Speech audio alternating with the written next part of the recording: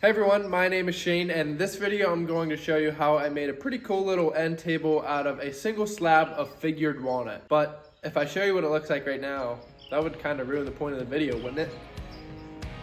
Oh, gotta be quicker than that. Forever young, or am I faking on the tip of my tongue? So we are starting this project off by dropping my speaker on the floor. Once we have that out of the way, we're going to grab this beautiful piece of black walnut here. My goal for this project is to make every part I need for this little table out of just this single slab. I wanted to try something new to me for this project, so I actually decided to make a circle top. Here I'm just trying to find the center point and get a good reference of how big this circle will be. So, since I need a circle, the most logical thing to do would be make a circle jig.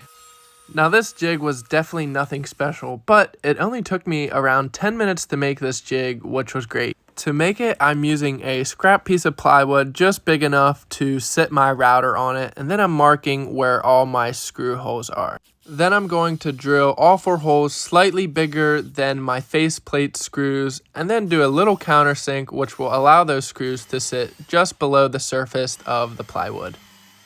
Then I can find the center of these 4 screw holes and grab a Forstner bit and drill that area out, which will give my router bit a place to go. And boom, just like that, after you attach it, you have an epic circle jig. The tree that I got this slab from actually has a pretty cool story behind it.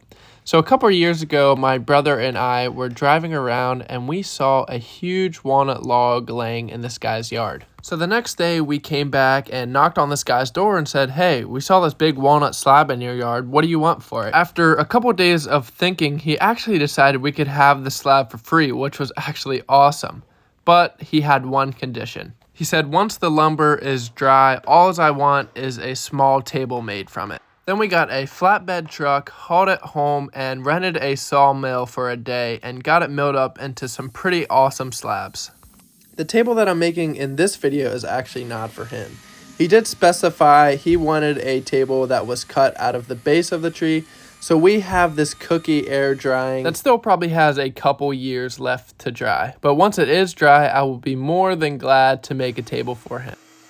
Alright, so once I have my circle cut out about halfway down through my slab, I'm going to grab my jigsaw here and cut the rest of it out. And I'm not going to lie, I really had a problem cutting this out. I'm not sure if my blade was dull or my jigsaw was underpowered, but it took some power. At this point, I realized I think I need to upgrade my flush trim bit to a better spiral bit. This is a bit I really don't use that often, but as I've been making better and nicer projects, it's something that I have been starting to use more often. Since my planer is only 13 inches wide, I'm going to have to get out this flattening jig here, which is definitely my least favorite, without a doubt. It's time to prepare for war.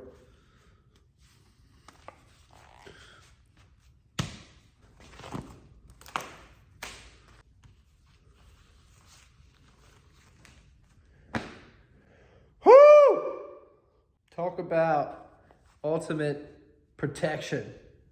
So you may think those goggles are a bit overkill, but I've actually found great success with them. In the past, I've had a lot of issues with just regular safety glasses and sawdust still getting in my eyes. So I figured the only way to get rid of that completely was just put a pair of goggles on, and yes, it works. Now there is a saying that I often hear a lot that goes, "It isn't stupid if it works," and I would say that definitely applies to that situation. For my legs, I also wanted to do something a little different, so I decided to go with these 3 banana-shaped legs. And as you could maybe tell, my SketchUp and 3D modeling skills definitely need worked on. So I am currently an aspiring architect in college at the moment, and I use a lot of softwares like AutoCAD and Revit.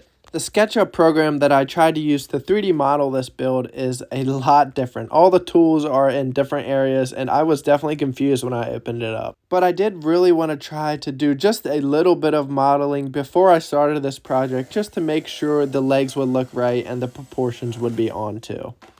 Now you can enjoy watching me struggle try to cut out all 3 of these legs out of this slab with my jigsaw.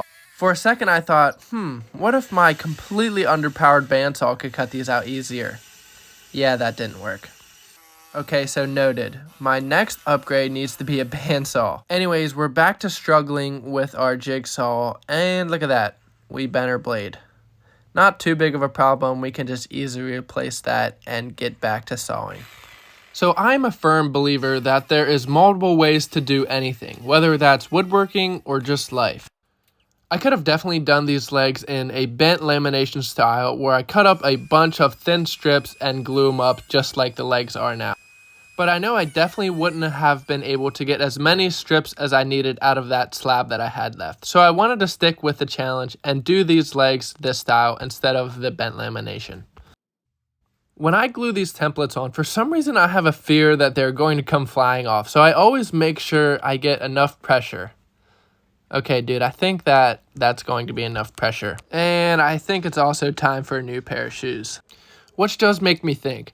I definitely go for comfort over style when I'm in the workshop. As you may be able to tell, I usually wear sweatpants and a sweatshirt, which definitely does attract the dust, as you can see it all over my shirt and arms there. And when the spring and summer comes around, I will definitely break out my shorts and t-shirt. I also don't really wear fancy protective boots like a lot of people do, as you saw my old raggedy shoes. Now, I do know there are a lot of people out there that say you need a good pair of boots and a nice pair of jeans to work in. But on the flip side, I've seen people literally wear flip-flops in their shop. So I honestly think it all comes down to what you're comfortable with. So I'm actually really curious to know what other people wear in their shop, whether you value comfort or maybe a little more safety more. And if you don't have a shop, maybe what you wear to work. Anyways, there was a little bark inclusion in one of these legs, so I went back and cleaned it out with my Dremel, and then I'm just filling it with black epoxy. And since I have my epoxy out, I'm going back and filling everything on the table too. So as I mentioned before, my goal for this build is to use just what I have out of this slab, and this is all I have left. And I need a couple pieces for that bottom circle piece, so I'm going to do my best to try to get a couple pieces of workable lumber out of this last piece. So my goal here is to try to get 2 3-inch wide pieces. And then when I go back to resaw them, I will have 4 3-inch wide pieces, which will give me a diameter circle of about 12 inches. But when I went to resaw them, I came up a little short, and I was kind of worried that this circle wasn't going to be as big as I wanted it to. But no worries, I found this little piece of scrap that I still had from this same slab, and no, I'm not lying to you. Look, you can see me cut it off right here. It's that same piece. And I got just enough to make a circle. Once we set this piece aside to dry, we can go ahead and take it out of the clamps, get it glued and planed up, and guess what? Look at that, our circle jig coming in handy again for this project. I will be honest though, I really don't have a bunch of jigs lying around in my shop. Like I said before, I'm a firm believer and there are a lot of ways to do anything. I don't know if I'm just lazy or what, but I really just don't like making jigs. I just feel like they're really not that fun to make, and especially those one-off jigs that you only know you're going to use one time. But in the case of this circle jig, it was extremely easy to make, and I've already used it twice, so it's already paying off. Maybe now I'll start making more jigs instead of just trying to avoid it and figure out a different way to do something. Alright, now our epoxy is dry on our legs, so I'm just going to go over to my oscillating sander and get that smoothed down just as it was before. Now, sanding these fine epoxy particles are really gross, so I definitely recommend that you wear a good mask here. Once I got that roughly sanded, there were a couple of tear out marks from my router on the top of this piece, so I went to my drum sander and just tried to sand a thin layer off to get rid of that. I have to say, I'm really glad I left this little corner of live edge to this top because I feel like it adds just a ton of character, but I really did struggle trying to get all the bark and dirt and all the bad stuff out of this. But after a good while of sanding and dremeling, I think we finally got it down to a much better point. Now, when it comes to an edge profile, I think there's pretty much two teams, Team Chamfer and Team Roundover. And I will not lie, I'm usually always Team Chamfer as I feel like it just gives a better look.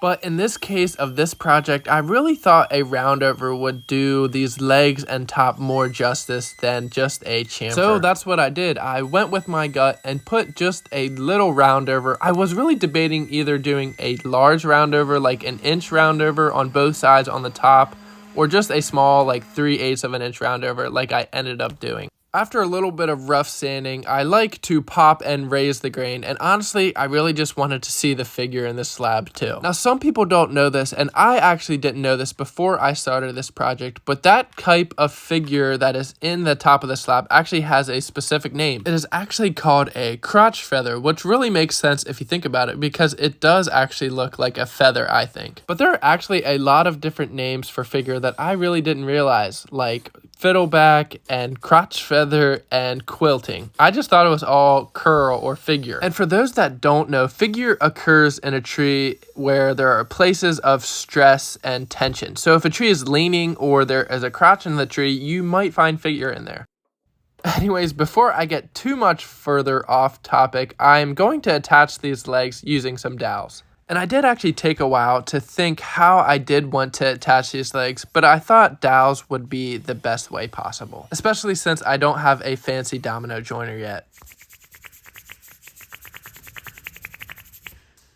Alright, yes, there's the 2-year-old kid in me, but I kind of thought that made a funny noise and I wanted to share it. So before I glue this down, I wanted to dry fit it, and it did not fit the first time. So I went ahead and drilled the holes a little bit deeper, and we got it just right after that. Then before we glue it, I wanted to do a lot more sanding because it's going to be a lot harder to sand all these pieces, especially once I have them all glued together. And I say glue, but I'm actually using epoxy to join these together, and I don't really know why. I just thought it would be a better system to do this. One regret that I definitely had is I should have used painter's tape around all the joints so cleanup would be 10 times easier.